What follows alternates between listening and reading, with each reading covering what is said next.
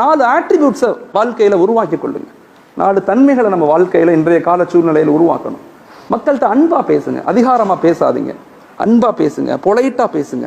மனைவிட்ட, குழந்தைகள்கிட்ட, நண்பர்கள்ட்ட, எம்ப்ளாய்கிட்ட, யார்கிட்டையுமே அதிகார தோரணை வரக்கூடாது. என் கண்களில், என் நடையில், என் ட்ரெஸ்ஸில், என் பேச்சில் அழகா இருக்கலாம். நல்ல ட்ரெஸ் போடுங்க, அழகா இருங்க, சுருமா போடுங்க, அத்தர் போடுங்க, எல்லாம் இருங்க. ஆனால் எந்த நிலையிலும் அதிகாரம் நம்மள்கிட்ட வெளியாகக்கூடாது. பொலைட்னஸ் தான், சாதாரணமாக நம்ம இருந்துக்கணும். நம்ம எல்லாரும் ஒரு மலம் சுமக்கிற உடல். மௌத்தா போனால் நான் மௌத்தாயிட்டேன்னு வச்சுக்கோங்களேன், என்னை என் பேர் கூட சொல்ல மாட்டீங்க, ஹலீல்னு சொல்ல மாட்டீங்க. ஜனாசாவை எப்போ எடுக்கிறீங்கன்னு தான் கேட்பீங்க. என் பேர் கூட மாறிடும், ஜனாசா. ஒரே வருஷத்தில் என் மனைவி மக்கள்லாம் என்னை மறந்துடுவாங்க. அவ்வளோதான் அந்த உலக வாழ்க்கை. அதனால் அன்பை வெளிப்படுத்துங்க, அன்பா நல்ல சிந்தனைகளை பேசுங்க, பாசிட்டிவாக பேசுங்க. யாரையும் வெறுக்காதீங்க, யாரையும் வெறுக்காதீங்க. அல்லாஹ் நம்மளை வெறுத்துட்டா எவ்வளவு பாவம் செய்கிறோம். அடுத்தவங்களுடைய அதிகாரமாக நடந்துக்கும் போது நம்மள்ட்ட அல்லாஹ் அதிகாரமாக நடந்து என்ன நடக்கும்?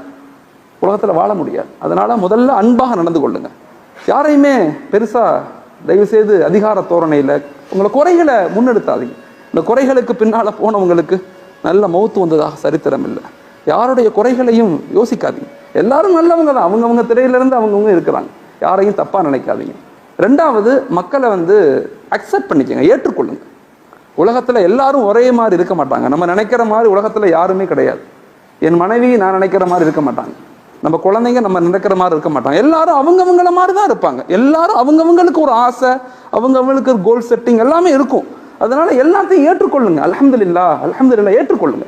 எப்போ அக்செப்டன்ஸ் வருதோ எங்கள்கிட்ட ஸ்ட்ரெஸ் இருக்காது, மன அழுத்தம் இருக்காது, எதுவுமே எங்களுக்கு நோயே வராது. எங்களுக்கு நோயே வராது. இன்னைக்கு உலகத்தில் 36%, 37% முஸ்லீம்கள் நோயாளிகள். 100 பேர்த்துல 37 பேர் நோயாளிங்கிறான். ஹாஸ்பிட்டலுக்கு போனால் நம்ம தான் அதிகமாக இருக்கும். காரணம் என்ன? ஸ்ட்ரெஸ், மன அழுத்தம் எல்லாம். அதனால அக்செப்ட் பண்ண, ஏற்றுக்கொள்ளுங்க. அல்லாஹ் எனக்கு எதை கொடுக்குறானோ அது சிறந்தது, மாஷா அல்லாஹ். 3வது, எல்லா நிலையிலையுமே மக்களை மன்னிச்சிடுங்க, தண்டிக்க நினைக்காதீங்க, யாரையும் தண்டிக்காதீங்க. அஹ்சன் கமா அஹ்சன் அல்லாஹ். அல்லாஹ் நமக்கு உபகாரம் செய்வதை போல நம்ம உபகாரம் செய்யணும். யாரையும் தண்டிச்சு கஷ்டப்படுத்திடக்கூடாது. அல்லாஹ் நம்மளை மன்னிக்கணும்னு ஆசைப்பட்டோம்னா மற்றவங்களை மன்னிக்கணும். அடுத்தவங்களுடைய குறைகளை மறைச்சிட்டோம்னா அல்லாஹ் நம்ம குறைகளை மறைச்சிடுவான், நம்மளை அல்லாஹ் மன்னிச்சிடுவான். ஹஸரத் காலித் இப்னு வலீத் ரலியல்லாஹு கேள்விப்பட்டிருப்பீங்க. காபாவுடைய மக்காவுடைய வெற்றிக்கு முன்னாடி ஸல்லல்லாஹு அலைஹி வஸல்லம் உட்கார்ந்து இருக்காங்க. ஒரு சஹாபி வர்றாங்க. சஹாபி யாருன்னா காலித் இப்னு வலீத் ரலியல்லாஹுடைய அண்ணன். அவர் வர்றார், முசாஃபா பண்றார் ரசூல்கிட்ட. நபி கேட்குறாங்க, நல்லா இருக்கீங்களா? நல்லா இருக்கேன். உங்கள் தம்பி ஏன் என்னை புரிஞ்சிக்க மாட்டேங்கிறார்? காலித் இப்னு வலீத் ரலியல்லாஹு என்னை ஏன் புரிஞ்சிக்க மாட்டேங்கிறார்? நான் நல்லது தானே சொல்கிறேன், நான் யாரும் தப்பு சொல்லலையே. அவரை கேட்டதா சொல்லுங்க, சலாம் சொல்லுங்கன்னு சொல்கிறாங்க. காலித் இப்னு வலீத் ரலியல்லாஹுடைய அண்ணன் வீட்டுக்கு போகிறார். அவர் யாரு? காலித் இப்னு வலீத் ரலியல்லாஹு யாருன்னு சொன்னால், பத்ர்ல வந்தது எதிரியாக, உஹதுல வந்தது எதிரியாக, கந்தக்ல வந்தது எதிரியாக மட்டும் இல்ல, ரசூலை கொலை செய்யணும்னு வந்த ஒரு நௌதுபில்லா. ரசூல் ஸல்லல்லாஹு கேட்குறாங்க, அவர் நல்லா இருக்காரா?